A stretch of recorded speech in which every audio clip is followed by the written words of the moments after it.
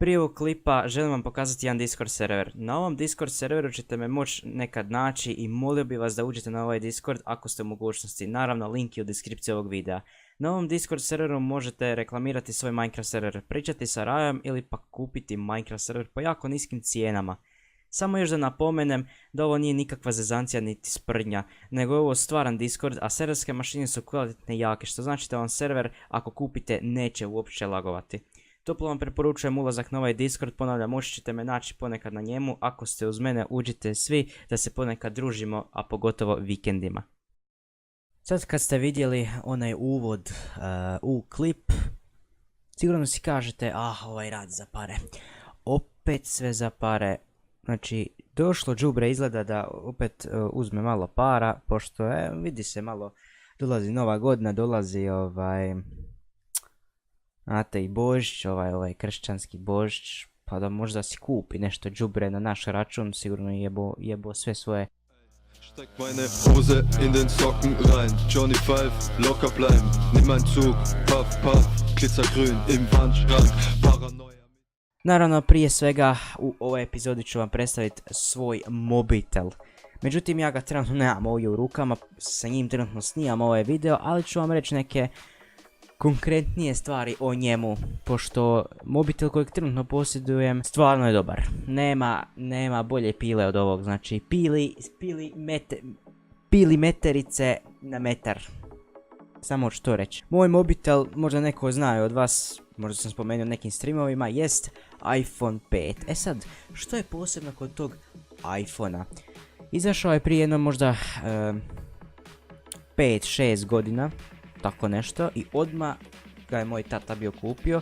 Prvo ga je moj otac koristio jedno možda godinu dvije i onda sam ga ja preuzeo. Uglavnom, taj mobitel je do dan danas super očuvan.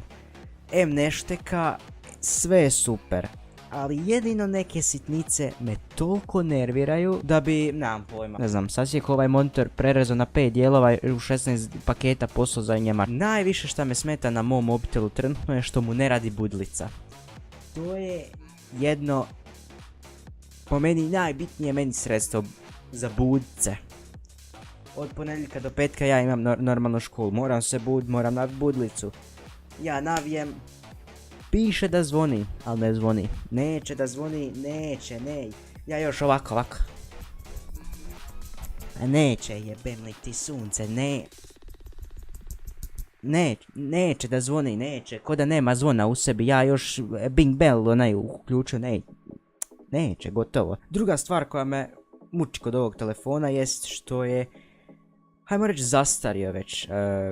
Ja nikad do sad nisam imao telefon kojeg sam mogao otključati na touch screen, to jest na touch, staviš prst ovako, otključa se. Sunce ti, poljubim tehnologije. Ne, ja moram stisnuti na button koji se čuje ovako.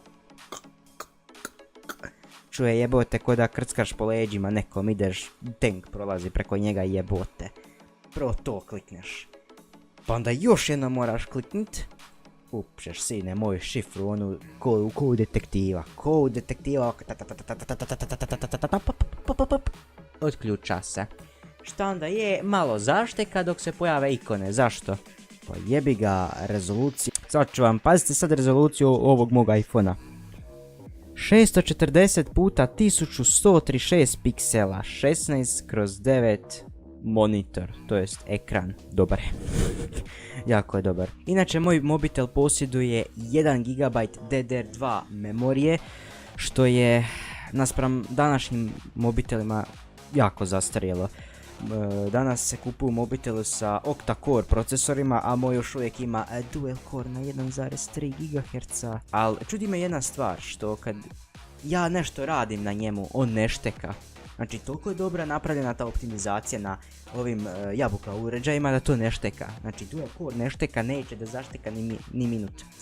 Ali sine moj, baterije, kad ja vidim bateriju, bila je baterija super, odlična baterija je bila, ja ovak je išao po satima, neće da se istroši.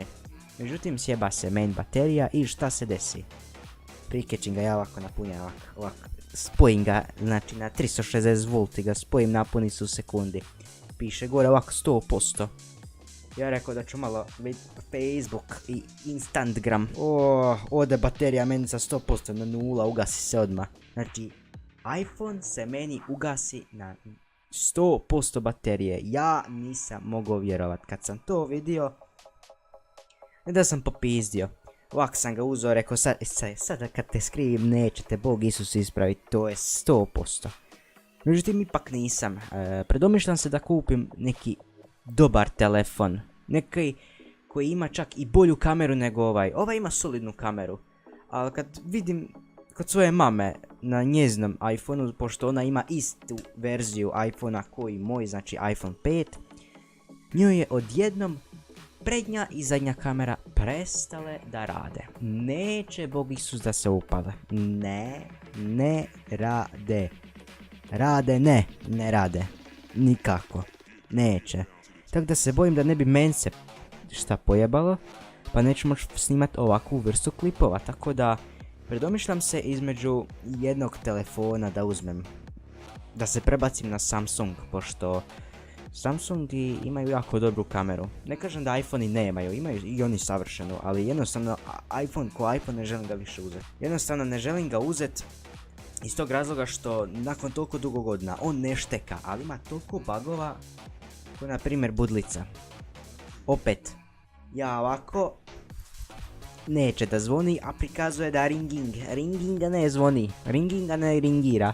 Znači, bože. Ali jedno što je stvarno bitno kod ovog mog telefona i što me jako čudi je to da je izduro već skoro 6 godina. Čuvam ga, održavam ga i sve ne šteka. Uredno, niti ga bacam niti išta, znači staklo nije razbijeno, ništa. Samo što je baterija sjebana, klok, ova budlica neće da radi, znači ja piše ringing, a ne ringira, jebi ga. Treće, zna zaštekat, nekad zna zaštekat i to kad mu je baterija jako mala, znači kad mu je baterija tipa ispod 20% on šteka, ali ne da ga šteka nego ga i štekira ga koliko šteka. Peto, kamera je već malo lošija, znači ja bi stvarno volio da mogu snimit ovakav neki video u 60 fps-a, ali jednostavno ta tehnologija 2012. godine mi ne dozvoljava da ja snimim u 60 fps-a, nego samo 1080p 30 fps-a.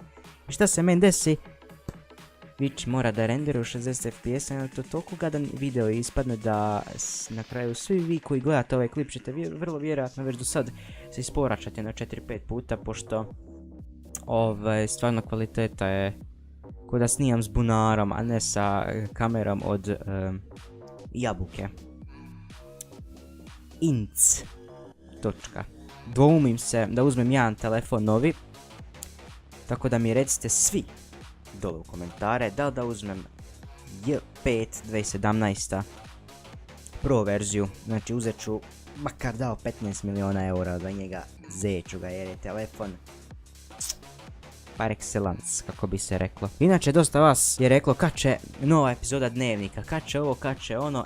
Pa, Dnevnik će uskoro, kad se sakupi još malo informacija sa manje Minecraft YouTube scene. Veća Minecraft YouTube scena ne postoji uopće, tako da džabe da išta govorim o njoj, pošto nema. Pošto isto vidim da vam se sviđa taj Dnevnik, nastavit ću ga stvarno da ga snimam. I meni se sviđa snimati ovakvu vrstu videa, evo sad vam iskreno kažem, sviđa mi se. I nekako imam ošće da mi je trebala taj neki novi stil snimanja. Da više baš nije toliko gameplay. Naravno gameplaya će biti i Minecrafta i drugih igrica, ali ovog će biti najviše. Zašto? Zato jer se prvenstveno meni sviđa snimanje ovakvih klipova. Jednostavno uživam u tom. Tako da ništa, idem sad probat popravit it's ringing, ali ne ringira. Tako da pozdrav.